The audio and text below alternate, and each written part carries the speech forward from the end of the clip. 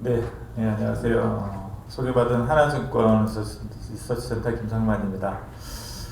또 앞서 이제 우리 김 교수님 강연 너무 이제 감명 깊게 잘 들었고요.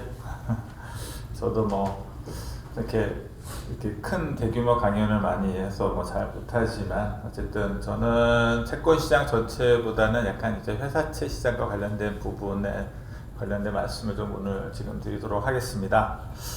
사실 이게 제가 이제 오늘의 대주제가 이제 금리 인하 시대의 자본시장의 변화에 관련된 부분인데요.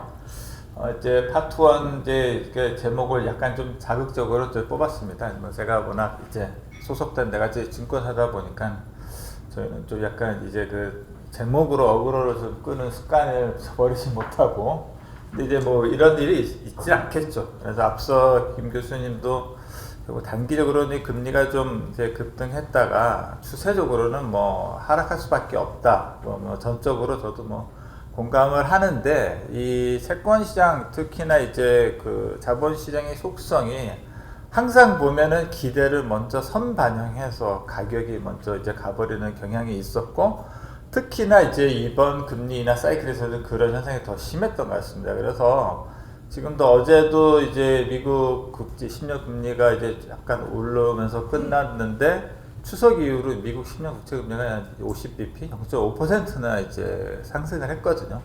그래서 보면 이제 너무 앞서갔던 기대들이 약간은 지금 되돌림이 일어나고 있는 그런 상황이고, 적어도 한 몇 개월, 그러니까 한 내년 내후년 금리 인하 사이클이 진행은 되겠지만, 그 과정에서 이제 현재 시장 참가자들이 이제 기대하는 것만큼의 빠른 금리가 이제 하락하지는 않을 수 있지 않을까라는 말씀을 좀 드리고 싶습니다. 그래서 뭐 본문을 보시면, 그래서 이제 기준금리 인하가 꼭 뭐 시장금리 인하하고 바로 이렇게 연결된다라고 저희가 또 경험적으로 보면은 또 말씀드릴 수 있을 것 같은데, 물론 위에는 이제 미 국채 2년 금리하고 정책 금리, 그다음에 밑에는 그 둘 간의 이제 스프레드인데요. 물론 금리가 이제 내려가는, 기준금리를 이제 하향하는 이제 구간에서는 전반적으로 시장 금리가 이제 동조해서 따라가는 게 이제 일반적이긴 한데, 이제 밑에 그림을 봐주시면은 여기 이제 회색으로 칠한 부분이 어쨌든 이게 이제 금리 인하 기간이거든요. 근데 보면은 이제 시장 금리는 오히려 이제 기준금리 인하하는 기간 동안에 오히려 이제 기준금리 대비해서 이제 반등을 하더라는 거죠. 그러니까 이 부분이 상당히 이제 시사성이 있는데, 뭐 이번 사이클도 그렇고 과거도 그렇고요. 결국에는 이제 이런 선 반영했다가 이제 막상 이제 이 기준금리 인하가 단행이 되면 오히려 시장금리가 반등하는 것들이 요번에도 결국에는 뭐 반복될 수 있는 가능성이 높다고 좀 보고 있고, 특히나 이번 같은 경우에는 그게 좀 정도가 좀 예전에 비해서 좀 더 심했던 것 같습니다. 그래서 지금 좀 반작용이 있을 수 있고요. 그리고 저희가 기준금리 인하에 대해서 사실은 채권 투자한 분들은 뭐 그 부분에 대해서는 많이 이제 기대를 하는데, 시장금리가 정말 너무 빨리 많이 내려가는 경우에는 오히려 그거는 문제가 발생을 해서 경기가 안 좋아져서 이제 금리가 빨리 내려갈 수 있기 때문에 우리가 그걸 꼭 좋게 볼 수만 없는 뭐 그런 측면이 있습니다. 그리고 그래서 지금 요 왼쪽 차트를 보시면은 여기 이제 점선으로 이제 밑에 있는 점선에 이제 위에 있는 점선에 이제 연준이 이제 점도표상의 이제 금리 궤적인데, 이제 채권 선물 시장에서 반영하고 있는 거는 오히려 더 밑에 내려가 있죠. 그러니까 채권 투자자들은 좀 빨리빨리 내려서 주기를 원하고 있고, 그런 상황이고, 장기적인 이 연준에서 하고 있는 이 금리 전망 자체도 기준금리를 내리면서 오히려 이제 장기 중립금리 자체는 사실은 살짝 좀 올렸어요. 그래서 이런 부분들, 그러니까 우리가 너무 앞서가는 측면을 좀 생각할 필요가 있다라는 거 하나 말씀드리고 있고, 저는 이제 그 부분은 뭐 어쨌든 제가 뭐 이제 국채 전문가는 아니니까 이제 그다음에 회사채 말씀을 좀 드리면, 어쨌든 회사채도 어쨌든 같은 채권이긴 합니다. 이제 국채에 대해서 적정 가상금리를 붙여서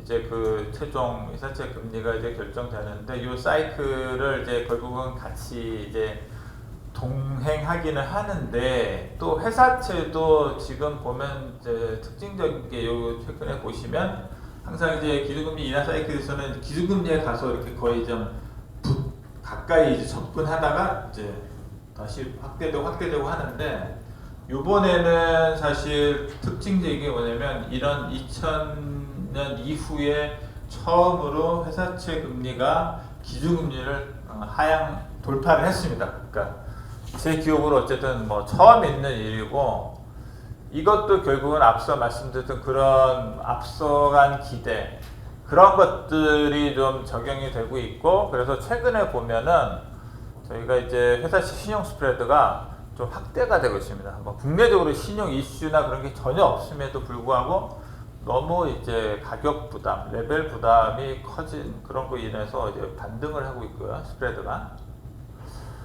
그 다음에 이제 일단 단기적으로 금리가 좀 우리가 이제 좀 상승 압박을 받을 수 있는 요인들 좀 생각을 해보면 저희가 어쨌든 코로나 대응을 위해서 여러 가지 이제 뭐 그 이후에 보시면은 뭐 국채 발행 규모도 왼쪽에 보면은 이제 2020년을 계기로 발행 규모가 많이 확 늘었죠.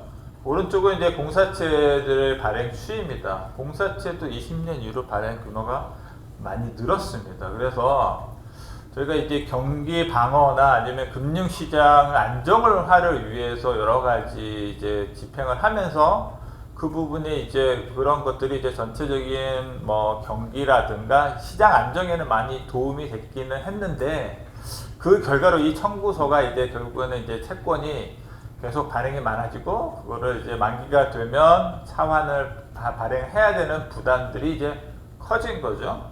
이제 그다음에 그런 어차피 이것도 채권도 어쨌든 그 수급적 논리에 이제 수급 논리 그 구조에 영향을 받을 수밖에 없으니까 발행을 많이 하면 금리는 좀 상승 압박을 받을 수 있습니다. 그다음에 또 이번 그 이제 사이클 전체적인 사이클에서 특징적인 거는 상당히 좀 뭐 지금 이제 물가를 잡기 위해서 이제 정책 금리를 올리는 그 와중에 그렇다고 해서 경기가 이제 꺼질까봐 재정에서는 이제 돈을 풀었단 말이죠. 대표적으로 왼쪽 보시면 미국에서 과거에 이렇게 실업률이 이제 낮은 이런 시기에 재정 대비 그 GDP 대비 저장 적자율이 이렇게 높았던 적이 이제 역사적으로 없었고요. 한국도 좀 비슷한 양상을 좀 보여가 있습니다. 그래서 그러니까 이제 그 정부나 이제 정책적인 차원에서 이제 두 가지 이제 상반된 정책을 한 거죠. 한쪽은 조이고 한쪽은 풀고.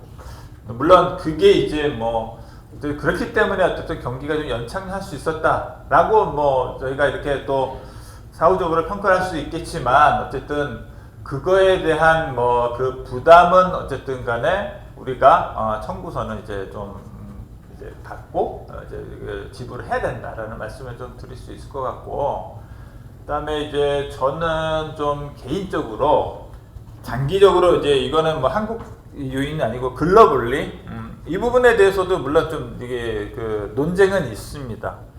우리가 이제 장기적인 뭐 인플레이션 그런 시대로 들어갔다라고 주장하시는 분들이 좀 있고 그렇게 아니다라고 말씀하시는 분들이 있는데 저는 이제 앞쪽에 약간 더 비중 이제 글로벌 전체적인 차원입니다. 이제 그 생각을 좀 하고 있는데 일단 장기 우리가 이제 균형금리가 올라갈 수 있는 그런 요인이 뭐냐면은 결국에는 우리가 여러 가지 지정학적인 최근에 이제 그런 그 요인들에 인해서 2차 세계대전 이후로 이제 국방비 지출이 추세적으로 보시면 이제 쭉 이제 하향하다가 이게 앞으로는 뭐 상승으로 돌아갈 수밖에 없겠죠. 그래서 결국 2차 대전 이후 늘었던 피스 전쟁 평화 배당이 이제 그 전쟁 이제 돈 달라는 쪽으로 이제 들어갈 수밖에 없고요. 그러면 이제 그다음에 이제 그 공급망 이제 재편입니다. 글로벌 결국에는 이제 결국 이제 G2 간의 이제 경쟁을 하게 되면서 결국에는 이제 그 미국은 이제 그동안에 이제 중국과의 이제 또 밸류 체인을 이제 새롭게 만들어 나가는 그 과정에서 결국에는 이제 두 집 살림을 하려면 그만큼 돈이 많이 들어간다. 뭐 그 정도로 보시면 될 것 같고요. 그다음에 마지막으로 하나는 또 뭐냐면 저희가 기후 변화에 대한 이제 그 투자입니다. 저희가 2050 넷제로를 달성하기 위해서 넷제로 아니면 이제 1.5도씨 시나리오에 따른 저희가 필요한 투자 규모가 이제 여러 기관에서 이제 추산한 게 이제 뭐 좀 상당히 좀 뭐 이렇게 그 폭이 다른데 IEA 국제 에너지 기구가 추산한 걸로 보면 2025년, 25년까지 거의 한 이제 그 9조 달러, 그러니까 9조 달러입니다. 9조 원도 아니고 9조 달러를 투자를 해야 된다고 해요. 그리고 이제 뭐 총 하면 뭐 한 규모는 130조 달러라고 하는데 이 규모 자체가 물론 이게 다 이만큼이 다 집행되지 않을 수도 있지만 어쨌든 우리가 지속 가능한 발전을 위한 그 투자 그런 부담은 안 해. 그러면 결국에는 아까 말씀드린 세 가지 요인들 이제 방위비라든가 아니면 공군망 구축 그다음에 이런 이제 기후 변화 관련 투자들 그러니까 쓸돈은 이제 많아지는데 어쨌든 그 필요한 재원은 이제 한정적이니까 결국 우리는 수급 논리에 의해서 균형금리가 상승 압박을 받을 수 있지 않나. 근데 이 부분은 뭐 결국에는 지금은 뭐 그에 대한 결론이 났다고 보기는 어렵기 때문에 뭐 이런 의견도 있다라는 정도로 이제 하시면 될 것 같습니다. 근데 이게 이제 어쨌든 이제 그 어떤 그 서두에 제가 이제 인트로로 말씀을 드린 부분은 이제 본론입니다. 이게 제가 이제 그 오늘 제가 말씀드릴 수 있는 부분에 있어가지고 키워드는 이제 두 가지입니다. 그러니까 조달 조건과 조달 여건이라고 말씀드릴 수 있을 것 같아요. 조달 조건은 뭐냐면 우리가 이제 금리 조건인 거죠. 우리가 대출을 빚을 내서 쓸 때 이자를 내야 되는데 그 대출 금리 조건 자체가 방금 말씀드린 대로 해서 지금 우리가 기대하는 것만큼의 조건이 좋아지지는 않을 수 있어요. 그죠? 않을 수 있지만 조달 여건이라는 측면, 제가 이제 그 여건 측면에서는 내가 중요한 거는 빚을 내 쓰는 사람 입장에서는 내가 이자를 몇 푼 더 주는 것보다는 어떤 경우에는 급전이 필요할 때는 내가 대출을 만기를 연장하고 새로 대출을 얻어올 수 있는 게 더 중요할 수 있거든요. 그래서 그 부분을 이제 말씀드릴 수 있으니까 조달 조건은 그렇게 생각만큼 우호적이지 않을 수 있으나 조달 여건은 상당히 우호적이다. 그러면 왜 그런가 말씀드리겠습니다. 이 부분 앞서 이제 강연 기존 연설에서도 이런 내용이 나왔는데 저희가 이제 그 지난 10월 달에 기준금리가 이제 그 처음으로 이제 몇 년 만에 이제 인하가 됐잖아요. 근데 이제 그 지금 기준금리 대비해서 은행들의 그 뭐 대출금리의 스프레드를 계산을 해보면은요, 이미 22년부터 이 가상금리는 하락하기 시작했습니다. 그래서 어떻게 보면 기준금리 내리기 벌써 2, 3년 전부터 실제적으로 기준금리를 내리는 효과를 실제적으로 대출을 받아서 쓰는 사람들은 누리고 있었다는 거죠. 이미 2, 3년 동안. 그래서 그거를 이제 요거는 스프레드고요. 요 다음 장을 보시면 이제 그 절대 금리입니다. 절대 금리, 대출 금리. 그래서 대표적인 이제 뭐 주담대를 한번 볼까요? 이제 요거는 주담대 같은 경우에 이제 한 4%대에서 이제 그 정점을 찍었다가 지금 이제 요거는 저희가 이제 월간으로 나오기 때문에 이제 업데이트 못 했는데 이제 기준금리 한번 인하를 했고 사실 이제 그 주담대 대출 금리 자체가 그 기준금리까지 내려갔습니다.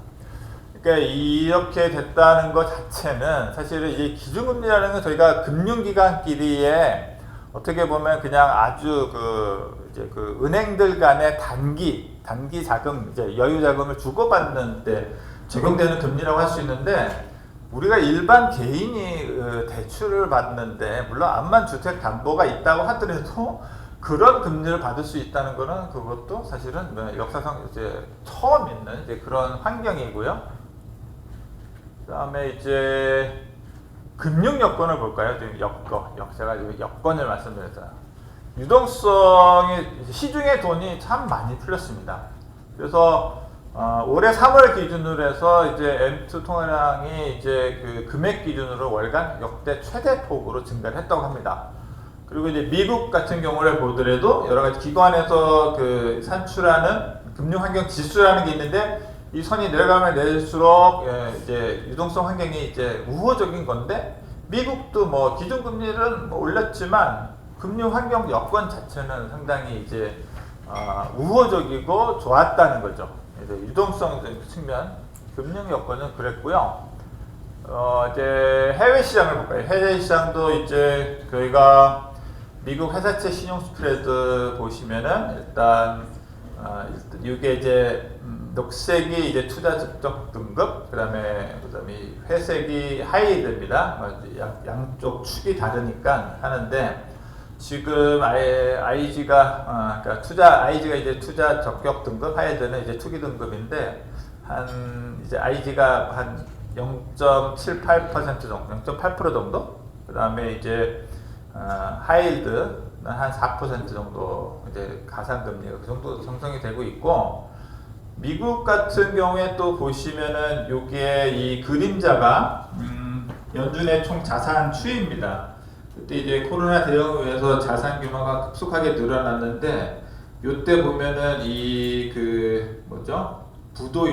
부도율이 정확하게 반대로 움직이신 걸 볼 수 있습니다. 그러니까 돈이 일단 많이 풀리면 기업들도 어떻게든 간에 꾸역꾸역 가서 돈을 꼬아올 수 있는 그런 게 환경이 된다는 거죠. 그래서 해외 여건도 그렇고요. 어쨌든 저희가 이제 글로벌 이제 모든 자본 시장이 같이 이제 많이 연결이 되고 있기 때문에. 그다음에 이제 이거는 정말 정책적 여건. 이게 어떻게 보면 오늘 제가 말씀드린 내용 중에 정말 중요한 부분입니다. 이게 저희 기억하시겠지만 작년 여름에 새마을금고 예금 인출 사태가 있었습니다. 그래서 이제 그때 이제 그 단위 그 지역 금고에서 예금 인출이 있으면서 이제 그 중앙에 새마을금고 중앙에서는 보유하고 있는 채권을 시장에 내다 팔고 그러면서 이제 시장 금리가 좀 올라가고 스프레드도 확대되고 약간 그 긴장이 있었어요. 긴장이 있어서 그때 이제 여러 가지 이제 정부 차원에서 뭐 새마을금고에 대한 관리 감독도 강화를 하고 여러 가지 이제 정책적 그걸 내오면서 한국은행에서 이거는 일반적으로 이제 잘 얘기가 안 나오는 얘기인데 어떤 조치를 취했냐면요. 보시면은 이제 한국은행은 자금조정 대출 제도라는 거를 운영을 하고 있습니다. 뭐 쉽게 말해서 그냥 금융회사들한테 급전을 빌려주는 건데 물론 이제 그냥 뭐 신용으로 그냥 생으로 빌려주진 않습니다. 뭔가 그 금융회사들이 갖고 있는 채권을 담보로 이제 돈을 급전을 빌려주거든요.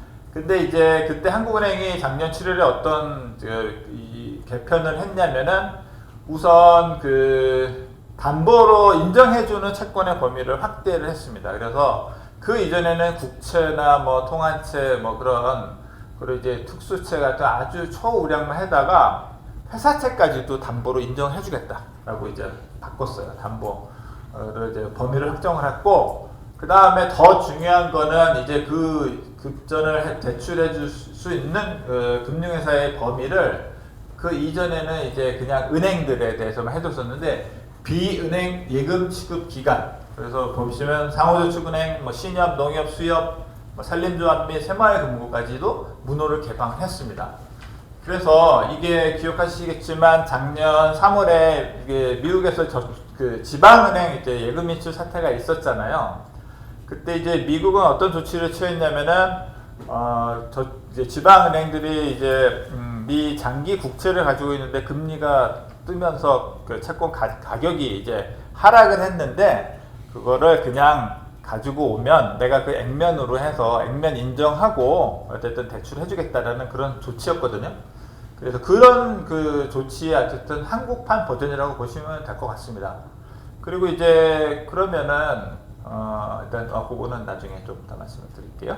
일단 근데 이제 이 부분이 어떻게 보면 저희 이제 채권시장 참가자들 입장에서는 상당히 이제 의미 있는 조치였다고 생각을 하고 있고, 이 부분은 이게 이 자체뿐만 아니고 어쨌든 정책적으로 시장 불안정이 있을 때 정부에서 그런 것들을 안정화 조치를 충분히 취해 주겠다라는 그런 믿음을 주게 된 아주 그 획기적인 이제 그런 사안이었다고 볼 수 있습니다.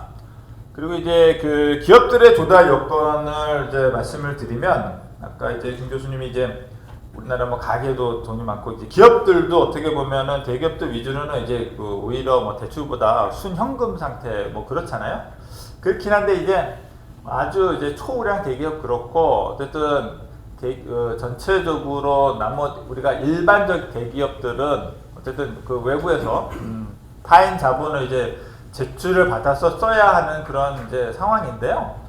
저희가 이 최근에 작년 올해 시계열이 아마 올해인데 아마 밑에 하는데 보시면은 회사채 발행 잔액이 올해 연초에 이제 발행이 급증했다가 그 다음에 오히려 좀 쉬고 있는 사이에 은행의 대기업 대출은 꾸준하게 증가를 해서 오히려 회사채 발행 잔액을 이제 추월했습니다. 그만큼 지금 뭐 어떻게 보면은 여기저기 빌릴 일이 더 많아져서 그렇게 볼 수도 있다고 할 수 있지만 은행들이 이제 기업에 대해서 이제 대출할 수 있는 그런 거에 대해서 좀 더 너그러워졌다라고 볼 수도 있는 거거든요, 저희가. 그래서 저희가 이제 그런 측면에서 기업들은 어쨌든 지금은 뭐 내가 회사채 시장에 가서 채권을 발행을 해서 자금을 조달할 수도 있지만 은행에 가서 대출을 받기도 이전보다 좀 여건이 나아졌다. 그 다음에 뭐 이거는 그냥 시장 내부적인 통계인데 어쨌든 그런 그 전반적인 앞서 말씀드린 우호적인 여건에 힘입어서 올해 이제 그 연초에 회사채 발행이 역대 최고였습니다. 1분기 기준으로 기업들이 이제 회사채 발행을 많이 했고요. 그 다음에는 이제 2분기, 3분기 들어서는 이제 회사채는 좀 쉬고 있고 그 이유는 지금 은행채 아니면 공사채가 이제 발행이 좀 이제 증가를 하고 있습니다. 그래서 그다음에 이제 근데 물론 좀 변수는 좀 있습니다. 제가 앞서 그 여러 가지 그런 청구서 말씀드릴 때 했는데 약간 계속 이제 물량 부담은 좀 있을 수는 있기 때문에 이 부분은 저희가 이제 염두에 두고 이제 항상 대응을 할 준비는 있다고 보는 게 구조적으로 이제 보시면은 아까 제가 공사채 발행이 늘었다고 했는데 22년에는 어쨌든 한전 위주로 발행이 이제 급증한 걸 보실 수 있죠. 이제 에너지 관련 공기업이고, 근데 이제 여기는 이제 좀 진정이 됐는데 이 부동산 관련도 공기업은 이제 추세적으로 그 이후에 계속 꾸준히 늘고 있는 그런 상황이고요.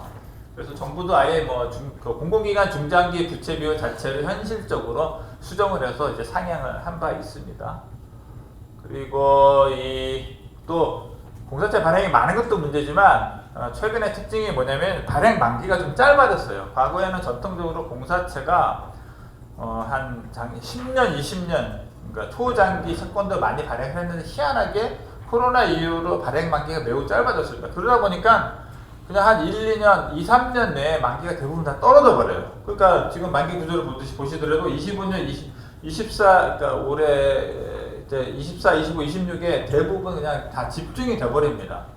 그러니까 요거는 사실 좀 정책적이기보다는 공기업들이 자발적으로 좀 약간 대출 만기를 좀 장기화해서 좀 시장 구조를 안정화할 필요는 좀 있다고 하는데 어쨌든 그거는 저희가 채권을 사야 되는 입장에서는 계속 이제 이거 사야 될 채권이 나오는 거예요. 뭐 은행채도 나오고 공사채도 나오고 좀 하다 보면 또 회사채 나오고 그러다 보면은 아무래도 내가 가격에 대해서는 좀 이렇게 적극적이지 않을 수 있어요. 좀 기다리면 좀 더 좋은 금리가 나오지 않을까? 기다릴 수 있게 되는 거죠.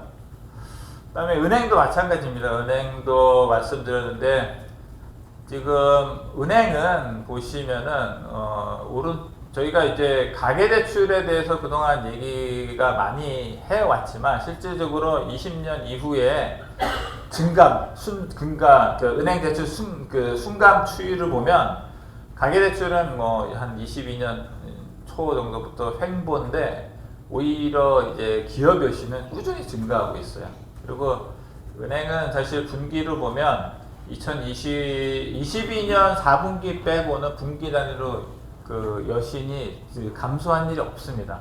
은행은 어쨌든 간에 계속 자산을 키워나가는 좀 그런 주체라. 그래서 약간 수급적인 변수가 될 수 있고, 그 다음에 올해 좀 이슈가 됐던, 사실 처음에는 이제 정부가 부동산 PF 일병 살리기 그런 그 대책으로 우선은 정책성 대출로 이제 그 마중물을 부었죠. 그래서 뭐 신생아 특례 대출, 작년에는 이제 안심전환 대출 그런 쪽으로 해서 좀 정책성 대출을 풀었고, 올해는 신생아 대출 이런 걸로 해서 풀다가 보니까 이게 너무 잘 돼가지고서는 이제 그 이후에 그런 상황은 뭐 여러분들이 잘 아시는 그런 상황까지는 좀 왔죠. 약간 과열에까지 갈 수 있는 이제 그런 상황이고요. 그래서 이제 그래서 제가 이제 첫 번째는 이제 조건에 대한 말씀을 드렸고, 두 번째는 여건에 대해서 말씀을 드렸습니다.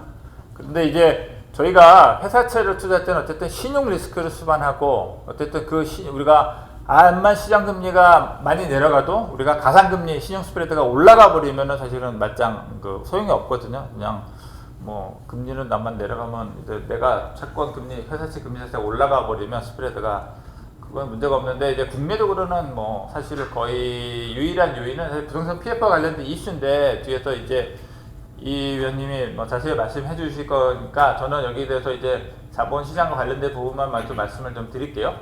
부동산 PF는 어쨌든 제가 전체적인 측면에서 보면 한 200조 넘는 중에 보시면은 은행 보험 쪽 비중이 높습니다. 그래서 이제 시스템적인으로 이제 위험이 가지는 않을 거라고 생각을 하고 있고, 단지 이제 개별 회사 차원에서는 좀 부담이 될 수 있겠죠. 한 뒤에도 좀 나옵니다만, 대략 저희가 이제 손실로 좀 이렇게 처리해야 할 이제 부실 사업장이 한 20조 정도라고 추산한다고 하면, 그게 이제 그 금융사들의, 그러니까 이제 캐피탈하고 증권사의 합산 자기 자본 대비하면 20조 기준으로 했을 때 자기 자본 대비 한 16.1%, 연간 이제 평균 3개년 평균 순이익 대비해서는 한 2년치 순이익 정도 됩니다. 그래서 이제 근데 이게 평균이니까 개별 회사별로 좀 부담이 될 수는 있다고 보고 있고요.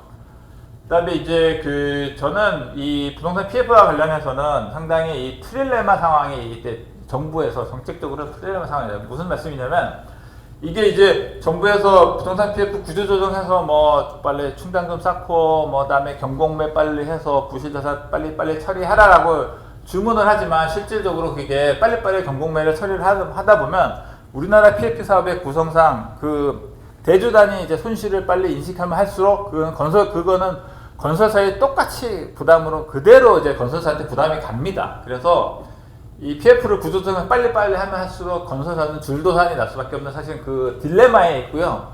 또 하나 이제 마지막 딜레마는 뭐냐면은, 저희가 그거를 그러면 안 돼. 만약에 우리가 여건이 좋아서 그래, 뭐 건설사다 이참에 뭐 구조조정 하자라고 한번 마음을 먹었다고 칩시다. 근데 쳤는데 그렇게 구조조정하는 과정에 금융시장이 만약에 불안정하게 될 경우에는 사실은 그 부분을 이제 인내하기가 쉽지 않다는 거죠. 그래서 이제 트릴레마 상황이기 때문에 저는 이제 이 부분에 대해서 정부가 고민을 많이 했다고 보고 드디어 이제 대책을 내놨고 가닥을 잡고 있습니다. 그래서 저희가 8월 달에 이제 이 대책에 대한 것도 나왔는데, 일단 이렇습니다. 전체 216조 중에서 사실은 문제가 있을 수 있는 이제 잠재 부실 사업장을 이제 1차적으로 분류를 한 33.7조로 해서 사업성 평가를 했어요. 네, 그래서 평가를 해봤더니 진짜로 뭐 이제 그러니까 좀 유의해야 될 게 한 21조라고 이제 추산이 됐습니다. 그런데 저는 이제 뭐 이거는 이제 공식으로 발표된 건데, 이거를 이제 행간의 의미를 저희가 잘 읽어야 되는데, 딱 보시면은 특징이 뭐냐면, 유형별로 보면 우리가 보통 PF를 얘기할 때는 뭐 본 PF, 뭐 브릿지론, 뭐 그렇게 많이 얘기했거든요. 뭐 착공 전에 이제 착공을 못 하고 있는 걸 브릿지론 단계에서 뭐 얘가 더 뭐 이제 퀄리티가 안 좋고 뭐 이제 그런 식으로 많이 했는데, 갑자기 이번 그 발표자에서 나온 게 갑자기 이제 듣도 보도 못하던 토지담보대출에 대한 얘기가 나옵니다. 그것도 금액이 상당히 큰 규모로 나옵니다. 그리고 그다음에 이제 저희가 충당금이나 뭐 그 업권별 익스포드가 중요한데, 업권별 익스포드에서 보시면은 결국에는 이 문제성 있는 유의, 부실, 우려, CD 등급으로 전체 이제 익스포드를 보시면은, 지금 요 빨간색 테두리 선은 저축은행하고요, 상호금융이 이제 절대 규모가 크죠. 일단 그러니까 지금 보시면은 이 부동산 PF 문제를 해결해 나가는데 있어가지고서는 결국에는 포커싱을 사실은, 그러니까 이 저축은행이나 상호금융은 채권을 발행 안 해요. 그동안에 이제 자본시장에서는 걱정했던 게 뭐냐면, 사실 자본시장에서 취약한 고려는 PF 익스포더가 많은 데가 사실은 이제 비은행 그것 중에서는 금융섹터는 증권하고 캐피탈사거든요. 근데 이제 이쪽은 상당히 그나마 여기서 평가상으로 어느 정도 관리할 수 있겠다라는 쪽으로 유도를 하고 있는 것 같습니다. 그래서 결국에는 요 저축은행 사모금융 위주로 어떻게 보면 구조조정의 드라이버가 강하게 갈 가능성이 높다고 보고 있고, 여기는 뭐 총장과 관련 뭐 그런 거고, 근데 참고하시고요. 결국에는 이제 이것도 다시 한번 들어가서 작년에 미국의 이제 지방은행 처리 과정에, 그러면 일단 그 위주로 이제 뭐 아까 뭐 한국은행 대출 제도를 해가지고 유동성 지원도 했는데, 그러다가 만약에 그럼에도 불구하고 이제 좀 뭐 문제가 되는 금융회사들이 있을 수 있잖아요. 그 경우에도 사실은 어떤 식으로 처리가 될 것인가, SVB 은행을 JP모간이 인수한 것처럼 한국도 비슷한 과정으로 이제 금융사 구조조정을 해나갈 걸로, 그렇게 처리할 걸로 저는 이제 예상을 하고 있습니다. 그래서 이제 어쨌든 결론 및 대응 전략을 말씀드렸는데, 지금 보시면 제가 아까 그런 금리가, 회사채 금리가 너무 낮다는 말씀을 좀 많이 드렸잖아요. 지금 요번에 이제 기준금리 인하했는데, 하기 전에는 거의 지금 보시면은, 처음에는 이게 요 위에가 있는 이제, 요 밑에 있는 게 이제 공사채, 은행채거든요.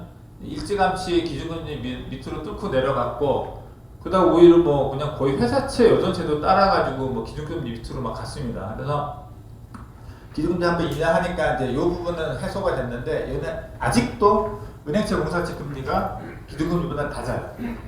그러니까 뭐 그렇게 되면은 말 다 있죠. 그리고 지금 상당히 이제 시장이 가격이 주는 시그널이 좀 뭐 상당히 특이한 상황입니다. 이게 정말 우리가 과거에 경험하지 못했던 우리가 사이클을 가고 있는 건 맞는 것 같아요. 근데 어떤 힘이 작용하고 있는지는 좀 더 뭐 힘도 있는 뭐가 필요할 수 있겠지만, 또 이제 그래서 지금 신용 스프레드 자체가 상당히 이제 지금 타이트한 측면입니다. 그러니까 가격 측면에서 신용 스프레드가 지금은 매우 좀 비싸다? 약간 그런 수준이고요. 그래서 일단 메리트, 그러니까 물론 발행하는 입장에서는 좋은 거죠. 오히려 투자 입장에서는 이제 우리가 상대적인 신용 리스크를 취하는 것에 대한 보상이 작아진 거니까 안 좋지만, 발행사 입장에서는 나쁘진 않은 거고, 또 현상을 또 하나 말씀드리면은, 이게 어쨌든 회사채 3년짜리 왼쪽에 보시면 3년짜리 회사채 금리하고 3개월짜리 CP 금리하고 보면은 3년 회사채 금리가 더 낮아요. 3개월짜리. 물론 약간 신용도 차이가, 발행하는 회사의 신용도 차이가 있을 수 있지만, 그걸 감안하더라도 이런 일도 사실은 과거에 없었던 그런 현상입니다. 어쨌든 그런 상황이고요. 그래서 결론은 지금 이상하다. 이게 자료가 잠시만요.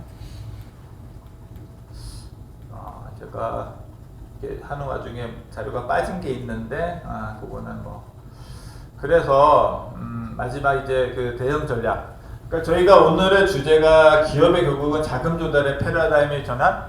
이제 기업 입장에서 어떤 식으로 지금 환경에서 대응하냐에 대한 그런 부분인데, 일단 보시면은 결국에는 여러 가지 여건상, 우호적인 여건으로 인해서 사실 이제 저희가 어떻게 보면은 가장 위험 선호도의 회사채 내에서 위험 선호도의 어쨌든 추이를 가장 이제 정밀하게 추적할 수 있는 것 중에 하나가 상하이 등급 간의 스프레드 갭이라고 저는 보고 있습니다. 그래서 AA- 대비 A+ 간의 스프레드 갭인데, 이게 이제 레버랜드 사태 때 많이 확대를 했다가 점점 줄어나가고 있어요. 그래서 최근에 보시면은 A 등급, 하위 등급 회사채 기업들의 발행이 매우 많이 증가를 하고 있습니다.